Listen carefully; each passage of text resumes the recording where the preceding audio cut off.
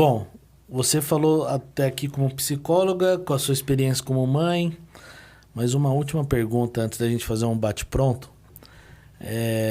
Agora eu gostaria que você respondesse como uma mãe mesmo. E falasse para todo mundo qual o seu maior desafio como mãe que busca guiar os seus filhos dentro dos caminhos do Evangelho e prepará-los para o mundo atual? Para mim, o maior desafio eu tenho muita, não queria usar a palavra ansiedade, mas assim, de tentar passar muita coisa. Então, para mim, hoje é uma curadoria. Meu maior desafio é a curadoria de material, de recurso, eu penso. Porque você está ali ensinando uma coisa. Eu nunca fui econômica com relação a materiais para o ensino. Na minha casa, cada um tem um pensamento. Sim. Educação sempre foi algo muito importante. O estudo, a educação. Então, eu compro muito devocional, muito livro. E como fazer essa curadoria para ver a aplicação disso, entendeu? Então, hoje, para mim, o maior desafio mas você lembra dessa história? Você entendeu isso? É uma ansiedade, assim, para que eles guardem a palavra no coração, né? Então, eu escrevo muito, esse versículo de Deuteronômio é pedagogia de Jesus mesmo, de Deus. Então, eu escrevo, eu coloco. Então, às vezes, o desafio de lembrar, de decorar, de trazer, de fazer. Às vezes eu acho que eu fico no convencional. Então, a gente está lá lendo a Bíblia num ano, depois eu falo, nossa, meu menino já tem 18, eu podia ter feito um estudo mais aprofundado do fulano de tal, né? Eu brinco, eu tenho que escrever, né? Que o primeiro nasceu o primeiro livro que eu fiz foi dessa lista de curadoria. Eu comecei a fazer, aí eu focava todos os versículos daquela virtude, todos os versículos, a caixinha Bença Pai, Bença Mãe, que também foi de uma curadoria disso. O que eu preciso orar, declarar na vida deles, eu era muito crítica. Então, hoje eu sinto falta, sabe, de um material mais profundo, tipo, de tudo, né?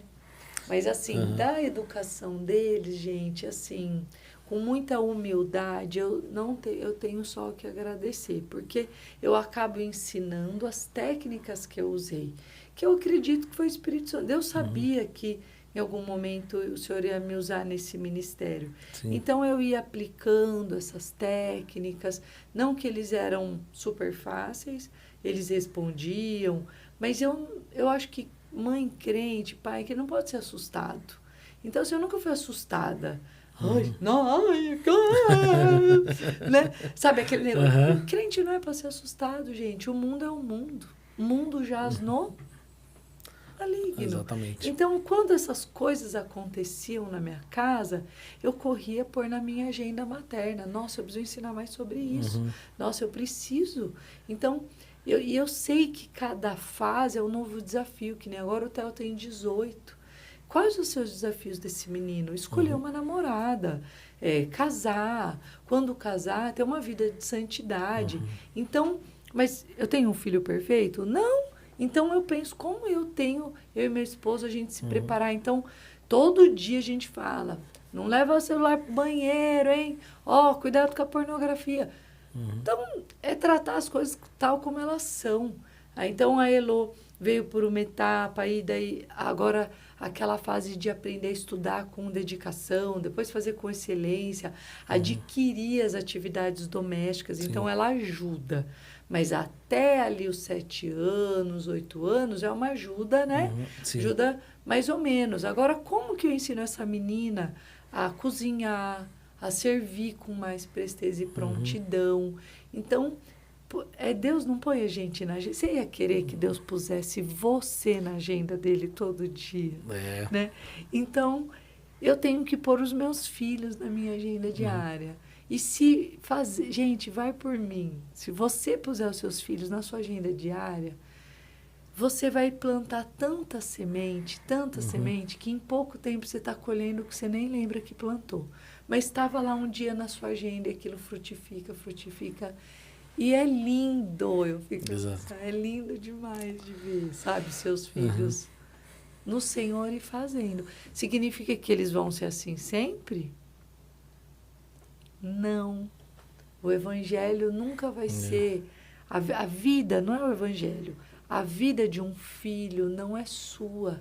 Você não pode ter certeza de nada. Você nunca vai ter essa certeza.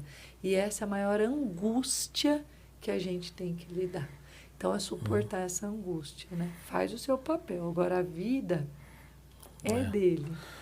Ô, Cássio, você produz muito conteúdo de livro, né? Dicas e tal. Você não tem ideia do poder que isso tem para as gerações futuras da sua família. Minha avó faleceu recentemente e todas as Bíblias da minha avó foi parar lá em casa. São em torno de, então, acho que umas 20 Bíblias, né? Deve ter lá em casa. E minha avó foi uma mulher que escreveu muito. Anotação de pregação, pensamento, tal, da minha bisavó. E assim, às vezes eu abro a Bíblia dela e tá cheio de anotação e as coisas que ela escreve, aquilo que ela escreve fala comigo até hoje.